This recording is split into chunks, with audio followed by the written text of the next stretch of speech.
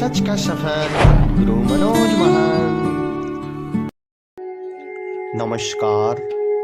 आज की हमारी कहानी रहेगी झूठा दिखावा पर आधारित। एक जंगल में बंदरों का बड़ा झुंड था।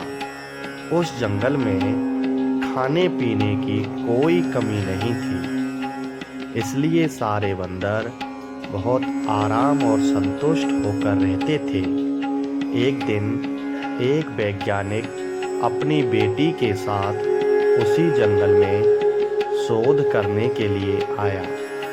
अपना तंबू लगाने के बाद वैज्ञानिक पौधों के नमूने इकट्ठा करने के लिए बाहर निकला, लेकिन लड़की तंबू की सुंदरता को देखकर रुक गई। उसने पहले जमीन पर एक पुराना कालीन रखा और उस पर एक बिस्तर बिछाया। तंबू के बीच लालटेन लटकाई और उसके नीचे एक छोटी मेज और सफेद सेब से भरा कटोरा रख दिया। वह सेब देखने में बहुत ताजा, खूबसूरत और बड़े लग रहे थे। सारे बंदर लालच से उस कृत्रिम सेब को पेड़ों पर बैठे देख रहे थे। तंबू के सामने जगह साफ करने के लिए लड़की बाहर निकली। तब एक बंदर ने तेजी से झपटा मारा और एक कृत्रिम सेब उठा लिया। तभी उसी समय लड़की की नजर भी उस पर पड़ गई। लड़की ने तुरंत बंदूक उठाकर निशाना लगाया और गोली दाग दिया, लेकिन सभी बंदर इतनी देर में वहां से भाग गए। काफी देर के बाद सारे बंदर रुक गए। जब उन्होंने देखा कि अब उनका कोई पीछा नहीं कर रहा है, चोर बंदर ने हाथ उठाकर सबको सेब दिखाया। सभी बंदर हैरत से और ललचाई नजर से उस बंदर को देखने लगे कि उसे कितना अच्छा सेब मिला है। सभी इस कृत्रिम सेब को हाथ लगाने की कोशिश करने लगे। चोर बंदर ने सबको फटकार कर ये कृत्रिम सेब लिया और एक पेड़ की सबसे ऊंची शाख पर जाकर सेब खाने के लिए मुंह में दबा दिया। कृत्रिम सेब बेहद कड़े प्लास्टिक से बना था। बंदर के दांतों में चबाने से दर्द शुरू हो गया।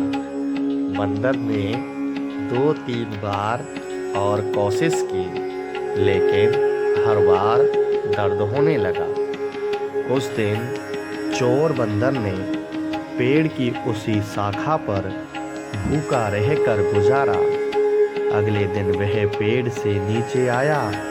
सभी बंदरों ने उसे सम्मान से देखा, क्योंकि उसके हाथ में जो कृत्रिम सेब मौजूद था, दूसरे बंदरों से मिलने वाला सम्मान को देखकर चोर बंदर ने सेब पर पकड़ मजबूत बना ली। अब दूसरे बंदर फलों की तलाश में निकले और एक पेड़ से दूसरे पेड़ तक कूदकर फल तोड़ तोड़ कर खाने लगे। चोर बंदर के एक हाथ में कृत्रिम सेब था, इसलिए वो पेड़ पर नहीं चढ़ सका। वो सेब को हाथ से नहीं छोड़ना चाहता था, इसलिए वह दिन भर भूखा प्यासा रहा और यही सिलसिला आगे कुछ दिन तक चलता रहा। हालांकि दूसरे बंदर उसके हाथ में कृत्रिम सेब देखकर उसका सम्मान करते, लेकिन उसे खाने के लिए कुछ भी नहीं देते।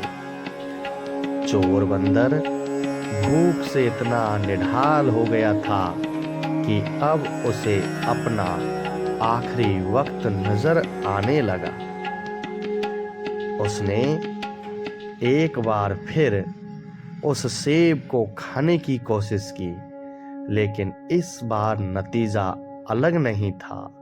उसके दांत इस बार भी दर्द कर रहे थे।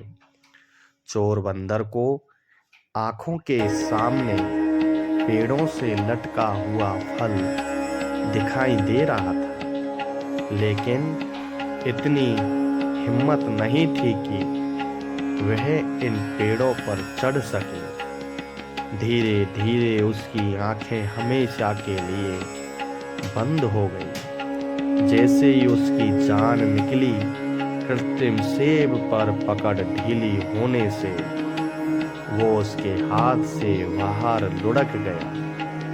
शाम को बाकी बंदर मरे बंदर के पास आए, कुछ आंसू बहाए और उसके शरीर को पत्तों से ढक दिया। जब वो ये कर रहे थे, तब एक और बंदर को एक कृत्रिम सेब मिला और उसने अपना हाथ ऊंचा करके सभी बंदरों को सेब दिखाना शुरू कर दिया। इस कहानी से हमें यह शिक्षा मिलती है कि दुनिया की मिसाल इस प्लास्टिक के सेब की तरह है। इससे कुछ नहीं मिलता, जबकि इसे देखने वाले प्रेरित होते रहते हैं और दुनिया को हाथ में रखने का दावेदार आखिर में खाली हाथ इस दुनिया से चला जाता है। कोई और आकर उसकी दुनिया पर कब्जा कर लेता है। झूठा दिखावा इंसान को पहले थका देता है और अंत में फिर मार डालता है। जय गुरुदेव।